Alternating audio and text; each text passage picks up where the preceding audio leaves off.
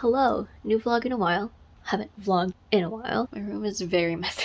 I haven't started reading for the koreadathon vlog. Welcome. I am just starting to sit down. Already 3 p.m. I will be starting Winter in 𝐞𝐨𝐤𝐬. It took me a while to start today because I filmed and edited my March TBR for TikTok and YouTube. So I have it already uploaded on YouTube. I'm about to upload mine on TikTok, although I think I'm gonna have it live a little bit later, but it is what's happening right now. I've not read anything yet. Hello, so I finished Winter in 𝐞𝐨𝐤𝐬, and this was a really quick read. I think I finished this in like an hour and a half. It was very short. But there is a lot to unpack here. I knew if I went and just reviewed this based on what I myself solely understood and got from this, I would not be able to like really appreciate and see how good this book is.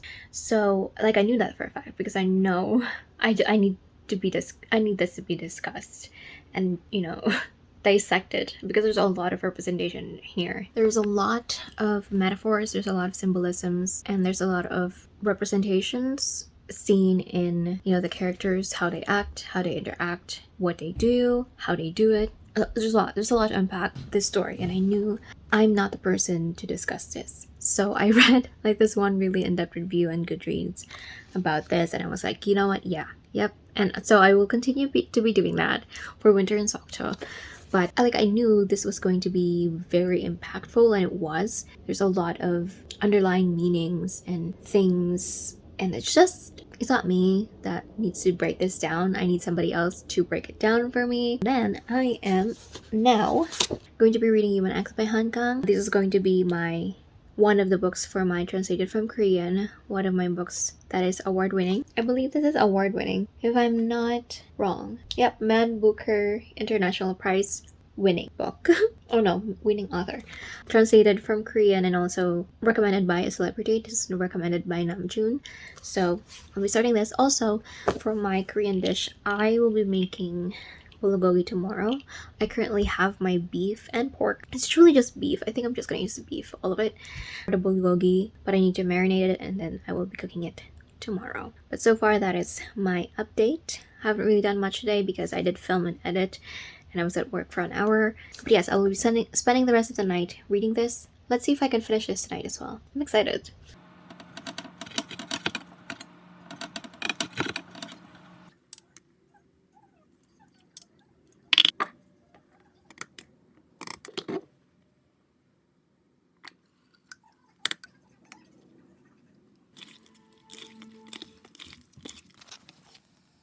So you saw earlier me cutting up stuff, putting stuff in for my bulgogi, and it is now marinating. I will be cooking that tomorrow. And update on 𝐿. I'm only 30 pages in, but so far it's been very heavy, very difficult to read, not because of the writing, but because of the current situation. It's during an uprising, and so there's a lot of people dying, and there's a lot of corpses, and corpses being moved around, and families identifying corpses. It's pretty hard to read so far because of those things. I'm looking forward to reading this one though. I'll see you guys tomorrow. Tomorrow I do have to go to work, and I also have to do a few things. I don't know how much reading I'll get before I get to work. Yes, hopefully I'll finish this tomorrow. I do want to finish this, but I will see you guys then and we'll see. So that's day 1 done. So this is koreadathon day 2. I'm already having lunch, already made and cooked the bulgogi, and I am currently eating my lunch. It's a bulgogi. I have my dessert and my prebiotic. I just added some greens, vegetables, because bulgogi is just beef, so that's my lunch. While I'm eating, I will be reading Die Please, the manhwa. So I am 60% of the way through 𝐿 by 𝐿. It's been very difficult so far to read. Again, not because of the writing, but because of the themes. We are following different perspectives of different experiences during the time of the uprising and after as well, because it's told in different time as well. So going from past to more closer to the future. So with every perspective, it's like a few years after the uprising. I was really trying to like hold it together because I was trying not to cry while I was reading, especially that chapter after the first 2 ones. It's very difficult though. So I will continue this tomorrow. I almost forgot to update about the manhwa. that I was reading earlier, Die Please. So we were already told that like the reason why they needed to kill her, but it wasn't really like explained why. Like the reason like needs a little bit more like explanation and just a general idea of what's going on. It's still in the 7th chapter, so it's still pretty early. It's only, and there's like 49 chapters, so I will continue that as well tomorrow. Hello, koreadathon day 3. I finished Human Acts by Han Kang, and I was crying a lot earlier. And I was listening to the audiobook. It was very emotional, and so far I had been like really good with kind of calming myself down and not getting emotional, but I couldn't hold it in on that second to last part of the book, that perspective. And then the one before that one, I could feel myself like starting to get really emotional, and then that chapter came in. I was editing this. Okay, I was editing this video and I couldn't stop myself from crying. I was crying while I was editing. I was like, I need to finish editing this. And I had to like pause the audiobook. It was a lot. I didn't it would have been so funny if I had like the camera on while I was reading it and you can see me like crying and breaking down while I was editing and like trying to like keep editing while I'm like having a hard time. It was difficult. Thankfully I didn't put makeup on because I was like, my tears were just like flooding out. So I stand by what I said, that this is a very necessary read. It is very emotional. There's a lot of trigger warnings. I may be laughing and crying while I'm saying that I'm crying, but it's very heavy. Just, trying to get myself together by making fun of the situation. I have heard of the Gwangju Uprising before this one, but it's the way that this story is told. It just gives you perspective when people are suffering. A much more in-depth view of the suffering that people went through during this time, because you don't know it. You can read it in history, but to know how it really was and the effects of it throughout the years that you will carry for the rest of your life, that it will affect pretty much every single facet of your life. It's difficult, hard to imagine, but it's an important book to read, because if we keep ourselves from knowing those and being aware of how this kind of suffering could affect people, then we'll be lost to not caring about these things and not fighting for the people and giving support to the people who need it. And right now I'm thinking of everything that's been happening with the Don't Say Gay bill, the prevention of safe abortion, of the war that is happening in Ukraine and Palestine. I'm still reading Die Please. I think I'm chapter 12 or so. I will talk about that a little bit later, but for right now, I need to go. Hello. So, end of the day for koreadathon day 3. I have finished Die Please earlier, and it was fun. It was light. It was a very quick read. The whole explanation for why Young-woong and Yeom-young was trying to kill Mina wasn't explained very well, and it was something that I felt like needed to be explained further, because it was something that they were trying to explain but not fully. Like, I had a lot of questions about it, but overall it's a really cute, emotional story still. Overall, it's a story of friendship and family as well. Also a coming of age story. We did focus quite a bit with the characters, except for one, honestly. Like, in relation to, the way they view Mina. A large part of the story is that Young-woong being best friends with Mina, all the while, planning on killing her. How that is related to how they view, like, relationships and stuff. So that was discussed a little bit, but I wish it was just a little bit longer so that we could have a bit more time with the characters, especially that one character that didn't really have an arc. Plus, just further explanations of like the whole idea of how they came to killing Mina is necessary. And then I finished, of course, Human Acts by Han Kang, and now I am 86 pages through Chocolate Smile. This is a collection of short stories. I finished the first 2 stories, and it's much as expected. It's a quiet story. The first one is about family and friendship and the connections that you make with other people that are not present for a very long time in your life, or is tainted by your own, preconceived notions, but also your own like insecurities and views on life. And then the second one is also friendship and kind of coming of age as well. I really appreciate the stories. They're very sad. They're very melancholic feeling, but also very reflective as expected. So, really liking this one. Pretty confident I'm gonna finish this tomorrow. It is koreadathon day 4, is it? I am 170 pages of the way through Shaka Smile. I have 2 stories left to read. The same thing with the first 2. There's a lot to unpack.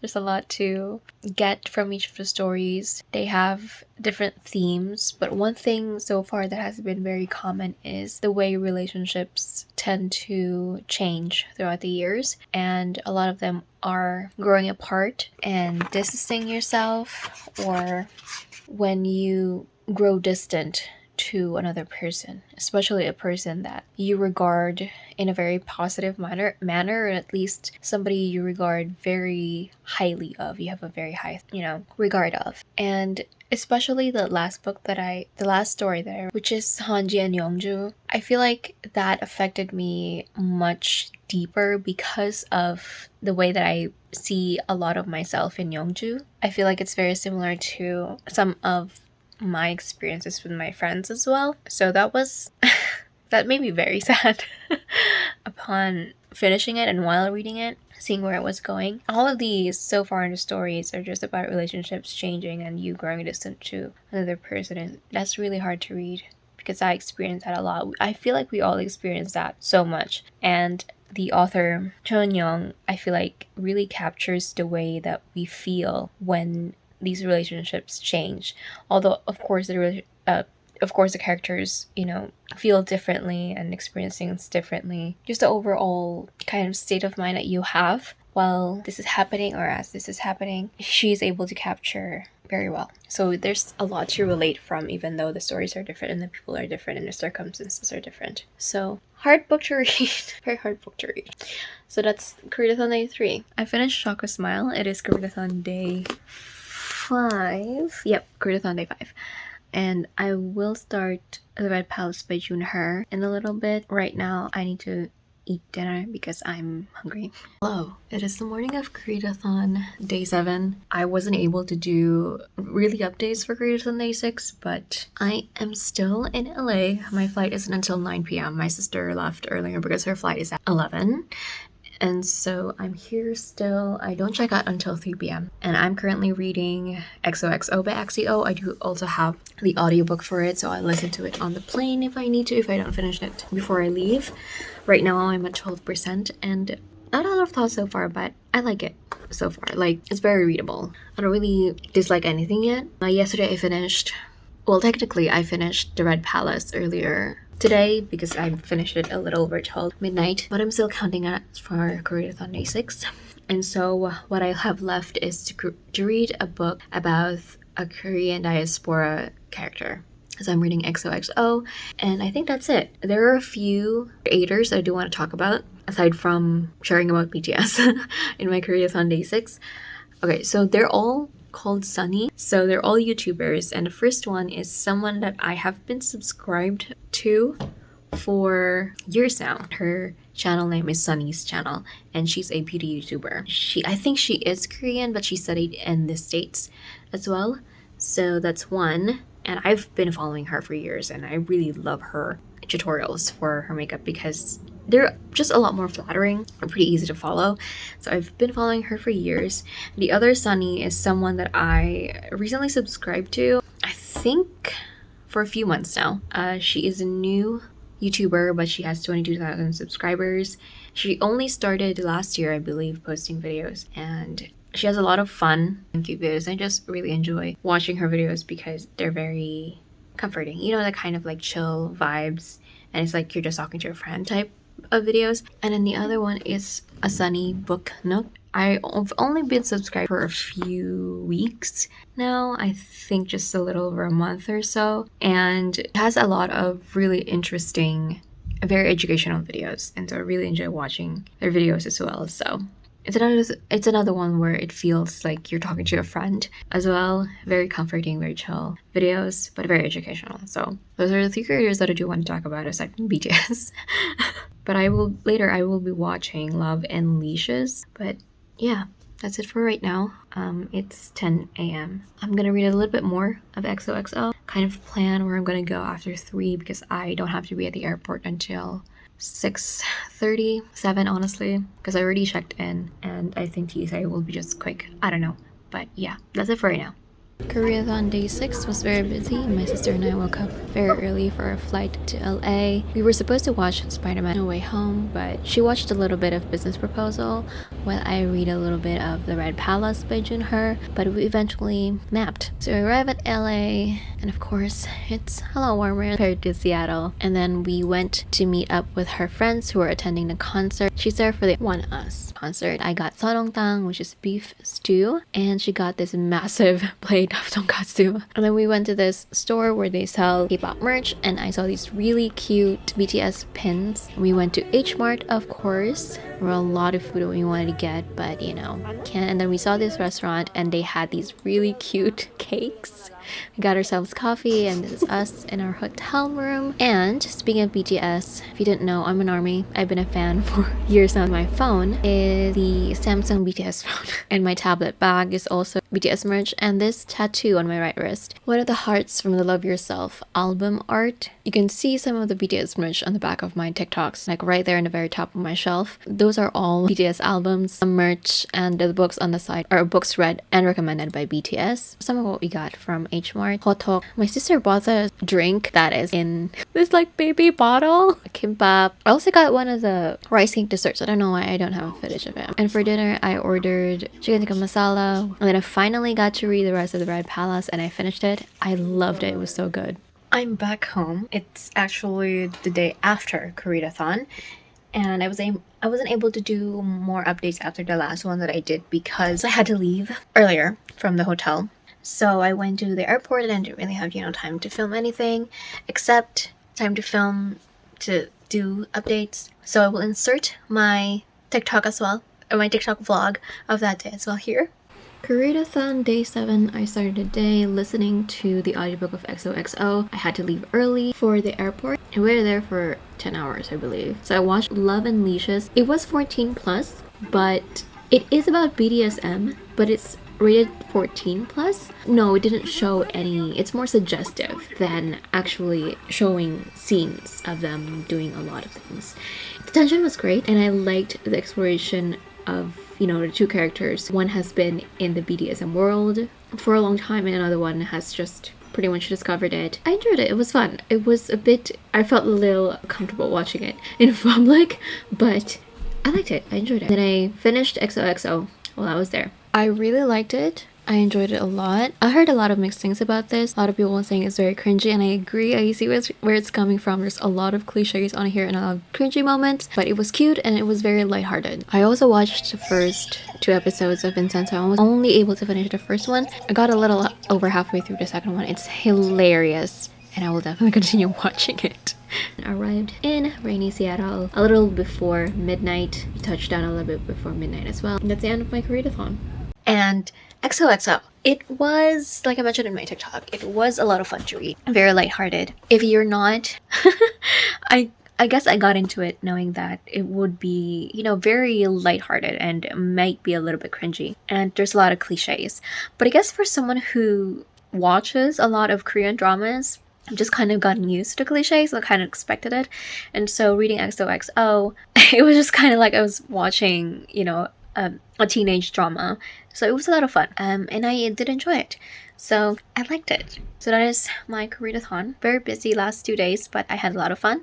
I didn't get to all of my books, which I expected, but I was able to do and finish all of the prompts. But I will be reading Crying in H Mart and Once Upon a K prom this month as well. I just wasn't able to meet them or read them during the Koreadathon period. But yes, that is it for this video. Thank you so much for watching. I hope you guys enjoyed, and I will see you on my next one.